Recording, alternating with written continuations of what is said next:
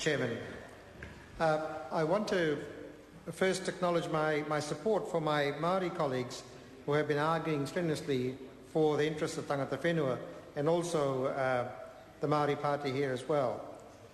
Mr. Chairman, I was talking earlier about this one feature of the Ethnic Advisory Panel that actually has included a sunset clause in this bill that says in 2013 they will expire unless the Auckland City wants to actually do it differently.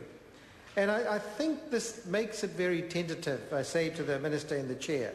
The implication of this for the Pacific community and the ethnic communities of Auckland is that they see this as a temporary concession and therefore reflects a tentative support for and commitment to the diversification of Auckland and really indeed the huge part that's played by the ethnic community in Auckland.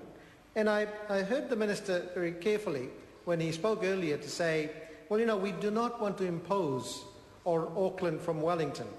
And I can see that he wants to put some limits on the imposition through this particular bill. That's not to say that passing a bill is in itself an imposition. It tells Auckland what it now must do. But I take the point he's making that we should leave some flexibility for Aucklanders to actually decide what is important for them. So I understand the principle. I say to Honourable Mr. Carter. However, I actually think in applying that principle in this case to the Pacific and Ethnic Advisory Panels is a mistake. And I really urge the Minister in the Chair to really think this through a little bit more. And there is an SOP on the table to actually delete those two clauses and those two parts of Clause 111. Because I know, I say to the Minister in the Chair, that if you asked Pansy Wong, a member of your own party, does she support the ethnic panel being a permanent feature, I can guarantee you what she will say. If you ask Mr. Bakshi, who's sitting in the House right now, he would say, and our communities would say, Mr. Bakshi, that of course there must be a permanent feature. And I hope that Mr. Bakshi takes a call shortly to actually make that point. Melissa Lee would say exactly the same thing, that from a Korean community perspective, they do not want to see this as a temporary concession. They are there in Auckland for the long haul. If you asked my colleague Raymond Ho, he would say about the Chinese community, of course they want this to be a permanent feature. Why are we making it temporary is something that actually irks those communities. Ashraf Chowdhury would say the same thing about the Muslim community in New Zealand. I certainly would say the same thing about the Indian communities of Auckland and the many other ethnic communities that I work with. If you spoke to Winnie Laban, what would she say about the temporary nature that this clause, this sunset clause, says about Pacific representation?